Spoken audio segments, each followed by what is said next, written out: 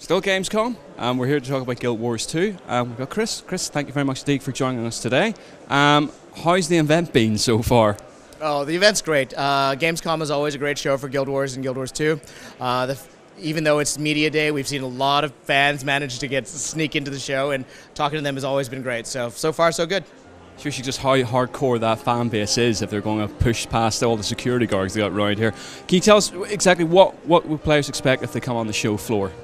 Sure. Well, for Guild Wars 2 at Gamescom 2011, we're really demonstrating how far the game has come since we initially debuted it last year.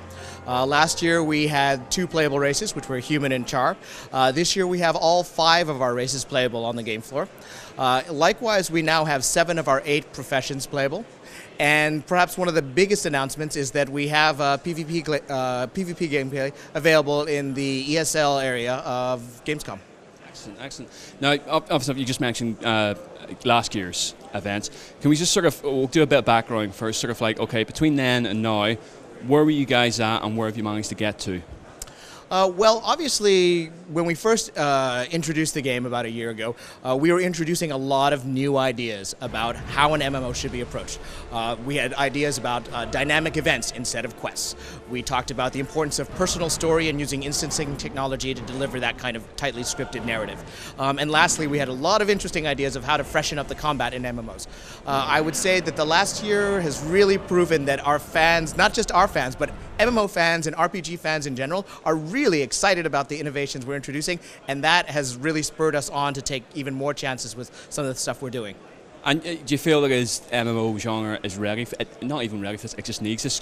Are you getting that reaction, not just from your own fans, but like you said, the wider fan of the MMO? Absolutely. We've been talking not only to hardcore Guild Wars fans, but MMO fans across the board, RPG fans, even some console gamers. And they're taking a hard look at Guild Wars 2 and saying, a lot of the things that stopped me from playing MMOs in the past are not a problem with Guild Wars 2. I'm really going to give this game a good look. Okay, well, with the announcements you made and what you're showing, let's get a little bit into the detail of it. Can you talk about the professions, what you're showing? Absolutely. So we're showing 7 of our 8 professions. Last year we were focused primarily around the Elementalist and the Warrior. We've introduced several more professions since then. Perhaps the newest is the Engineer.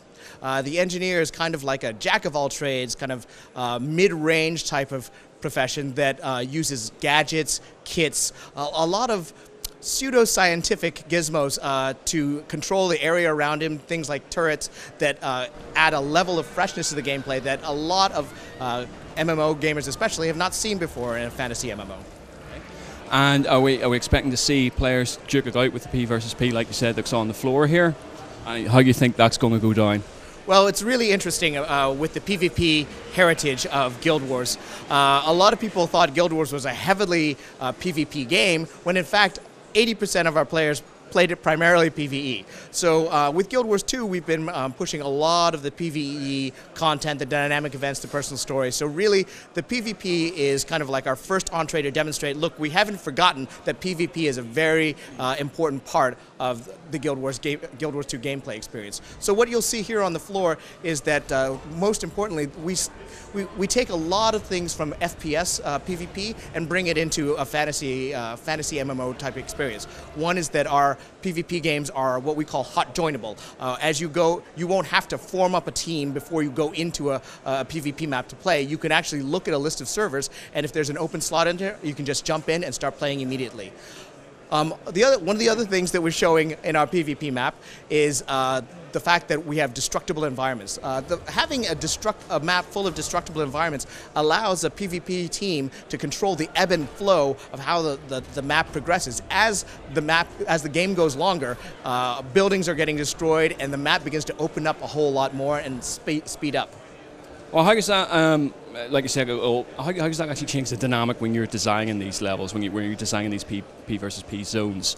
Do you have to factor in how the battle's going to look by the end of it with all the destructible environments? Oh, absolutely. That again, like if there are a few words that I would use to like really characterize Guild Wars 2, and one of them is dynamic.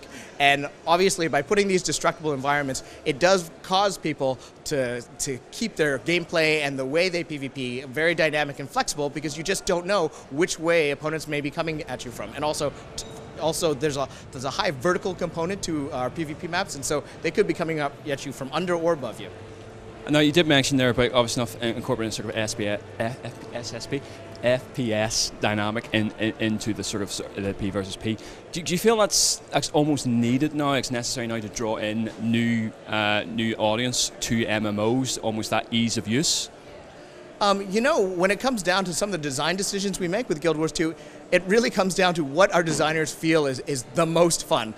It's fair to say that our designers do a lot of PvP across different types of genres, and they just felt like if we are going to do PvP in Guild Wars 2, what is the most fun way to do it? And we just felt that you know, having hot joinable games, having dynamic maps that change the ebb and flow of the PvP real time was really at the essence of what could make a great PvP experience.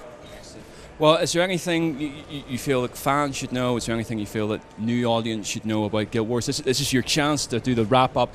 Buy our game, check our game out as soon as possible.